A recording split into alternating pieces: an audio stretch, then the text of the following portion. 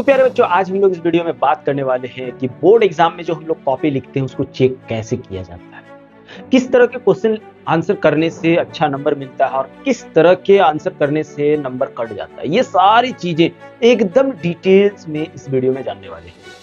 तो सबसे पहले हम लोग बात करने वाले हैं दोस्तों कि एग्जाम जो होती है बोर्ड एग्जाम, एक सेंटर, बोर्ड एग्जाम होने के लिए एक सेंटर तैयार किया जाता है। वहां पे हम लोगों को जाकर के क्या करना होता है, एग्जाम देना पड़ता है दोस्तों।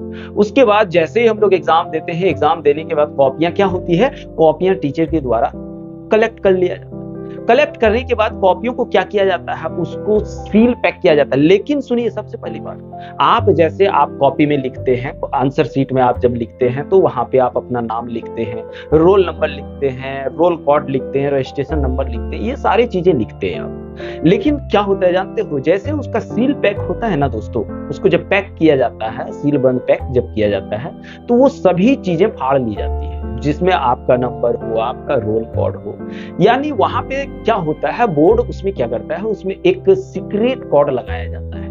जो भी जितने सारी कॉपियां होती है, हर एक कॉपियों में एक कोड लिखा जाता है और उसी कोड की सहायता से क्या करता है भाई, उन कॉपियों को सेंटर तक भेजा जाता है। बोल सर, किस सेंटर तक की बात कर रहे हैं? तो देखो भाई, बोर्ड जो होता है, हर स्टेट का अपना बोर्ड होता है बोर्ड एग्जाम के लिए। वो बोर्ड क्या करते हैं कि जिस तरह से हम लोगों को सेंटर मिलता है ना एग्जाम देने के लिए, वैसे ही कॉपियों को भेजने का भी एक सेंटर बनाया जाता है। यानी जितने सारे आपके स्टेट में कॉपियां हैं, उन सभी को क्या किया जाता है, उन सभी को उस सेंटर में भेजा जाता है।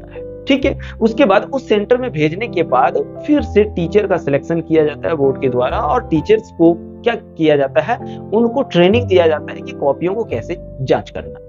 जब ट्रेनिंग दिया जाता है, ट्रेनिंग देने के बाद टीचर्स को यह भी बताया जाता है कि इस क्वेश्चन के लिए स्टेपिंग मार्किंग है, इस क्वेश्चन के लिए इतना नंबर देना है, अगर इस तरह से लिखता है बच्चे को तो इतना नंबर काटना है, अगर इस तरह से लिखता है तो फिर उसको सारा नंबर दे देना है। और क्या करता है, राइट साइड में जो बॉक्स बना हुआ होता है, उस क्वेश्चन, उस आंसर का नंबर वहां पे बैठाया जाता है। लेकिन भैया एक चीज याद रखना, कॉपियां जो होती है, टीचर्स क्या करते हैं, उसको जांच करते हैं। और एक बात फिर से बता दे रहा हूं मैं, वही टीचर चेक करते हैं। जैसे हिंदी का टीचर हिंदी की कॉपियां चेक करती हैं, उसके बाद आपका क्या बोलते हैं, हिस्ट्री का हिस्ट्री वाले, साइंस का साइंस वाले, हर स्ट्रीम का अलग अलग टीचर्स होते हैं। वो सभी क्या करते हैं, कॉपियां जब चेक करने के बाद अलग से नंबर काउंटिंग के लिए, नंबर गिनने के लिए, मार्क्स जो दिया जाता है उसको गिनने के लिए एक अलग से आदमी रखा जाता है, ताकि गड़बड़ी ना हो। टीचर्स चेक भी करेंगे, गिनेंगे तो गलती हो सकती है। और उन सब चीजों को बहुत अच्छे से, उन सब नंबर्स को, उन सब मार्क्स को बहुत अच्छे से वो अगला आदमी गिनते हैं और उनका टोटल किया जाता है। और एक बात, कॉपी चेकिंग करने से पहले क्या करता है, पेज की गिनती होती है, समझिए दोस्त। इसलिए मैं कहता हूं कि जब भी आप कॉपी को लिखो तो कैसे लिखना है इसको भी मैं बताऊंगा, आप टेंशन फ्री रहो। तो ये प्रोसेस होती है कॉपियां चेक करने की। तो अब बात करते हैं कि एक स्टूडेंट को कैसे लिखना चाहिए। तो देखो भाई, लिखने का सबसे बेस्ट तरीका, इंट्रोडक्शन लिखोगे, इंट्रोडक्शन लिखने के बाद उसका जो भी चीज है वो सारी चीजें लिखना चाहिए। और डायग्राम के साथ, बहुत ऐसे बच्चे क्या करते हैं, सिर्फ पेज भरे जा रहे हैं दोस्त, उसमें नंबर नहीं मिलता है, याद रखना। अगर आप वो ऐसे लिख रहे हो तो भूल जाओ कि आपको नंबर मिलेगा। बहुत ऐसे बच्चे ये भी लिख देते हैं कि सर हम नहीं पढ़ पाए थे, मेरे को इतना नंबर दे देना सर, हम बहुत गरीब बंदा है सर। बहुत ऐसे बच्चे क्या करते हैं, उसमें पैसा भी लगा देते हैं। दोस्त, ये सब गलत तरीका है, फेल कर दिए जाओगे। ठीक है, आप जितना जानते हो लिखने की कोशिश करो। उसके बाद अगर बीच में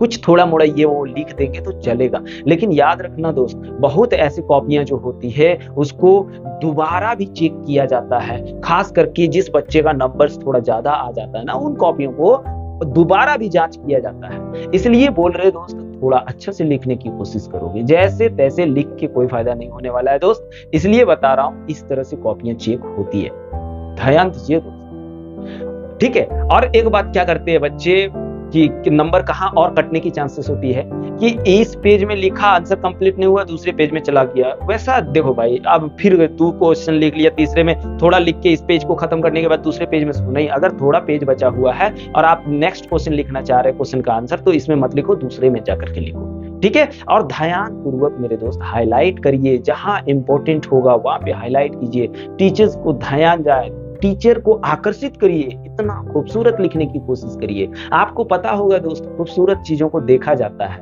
गंदे चीजों को नहीं देखा जाता है। इसलिए आप कोशिश करो अच्छे से लिखने की, समझे भाई? कोशिश करो, क्योंकि कोई टीचर नहीं चाहता कि आपको फेल करा जाए। हर टीचर चाहता है बच्चे पास करें, लेकिन आप चाहते नहीं। आप गाना, बहुत ऐसे बच्चे गाना भी लिख के आ जाते हैं, बहुत ऐसे बच्चे अपनी कहानी लिख करके आ गए हैं कि सर मुझे पास कर दीजिए। भाई अगर वो चीज होता तो हर कोई पास हो जाता, फेल कोई करता ही नहीं। तो आप कोशिश करो जितना पढ़े उतना लिखने का, और अभी भी समय है दोस्तों, पढ़ लीजिए अगर अच्छा करना है तो। मैं उम्मीद करूंगा कि आप अच्छा से पढ़ेंगे। और एक बात फिर से मैं बता रहा हूं दोस्तों, अगर आप थोड़ा मोड़ा गलत करते हो तो वहां स्टेपिंग मार्किंग चल जाता है, कुछ नंबर मिल जाता है। लेकिन आप पूरा ही गलत लिखे, गाना उना लिखे, तो वहां पे 0 मार्किंग मिलेगा, याद समझे क्या? इसलिए आप कोशिश करो अच्छा से लिख के आओ, और बहुत अच्छा से लिख के आओ, बढ़िया से पढ़ो। मैं उम्मीद करता हूं कि आप बहुत अच्छे से पढ़ेंगे और एग्जाम अच्छा से दे करके आएंगे। सर भी आपको वैसे ही नंबर देंगे और आप इस बार का टॉपर बन के दिखाएंगे। तो चलिए दोस्तों, मिलते हैं नेक्स्ट वीडियो में। जय हिंद।